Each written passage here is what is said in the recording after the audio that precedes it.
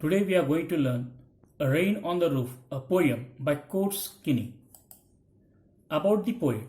Coates Kinney, November 24, 1826, in January 25, 1904, was a lawyer, politician, journalist and a poet from the United States. Rain on the Roof. When the humid shadows over all the starry spheres and the melancholy darkness gently weeps in rainy tears, what a bliss to praise the pillow of a cottage chamber bed and lie listening to the patter of the soft rain overhead. Every tinkle on the shingles has an echo in the heart, and 1,000 dreamy fancies into busy being start, and 1,000 recollections wave their air thread into woof, as I listen to the patter of the rain upon the roof. When the humid shadows over all the starry spheres and the melancholy darkness gently weeps in rainy tears, what a bliss to press the pillow of a cottage chamber bed and lie listening to the patter of the soft rain overhead. Every tinkle on the shingles has an echo in the heart, and 1,000 dreamy fancies into busy being start, and 1,000 recollections weave their air thread into woof, as I listen to the patter of the rain upon the roof. Now in memory comes my mother, as she used in years agone to regard darling dreamers.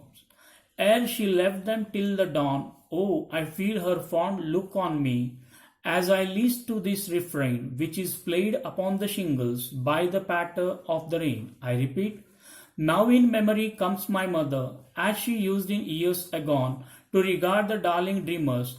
Ere she left them till the dawn, oh, I feel her fond look on me, as I list to this refrain, which is played upon the shingles by the patter of the rain. In the first stanza, the poet describes a rainy night. He says that all the stars of the sky have become invisible because they have been covered by clouds. Darkness usually has a negative connotation, and the poet makes no exceptions to this rule. He says that the darkness is making him sad and reflective, and the rain also seems to mirror his emotions as it looks like tears falling softly from human eyes. At this point, the only thing that can bring joy to the poet is to curl up with a pillow in the bed of a country cottage.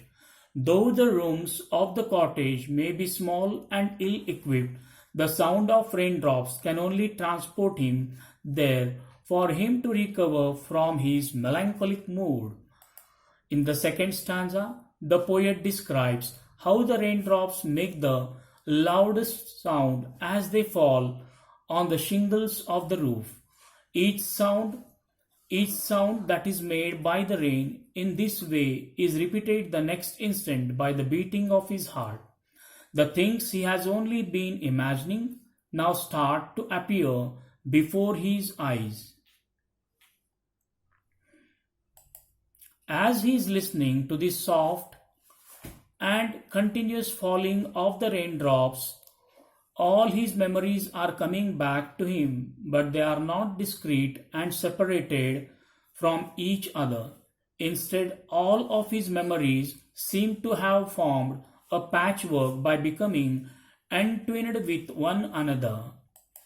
In the third stanza, the poet describes the first memory that he can actually identify among the patchwork that all his memories have formed by meshing together. He remembers how many years ago in his childhood his mother used to look down at him and his siblings as they were sleeping and having pleasant dreams.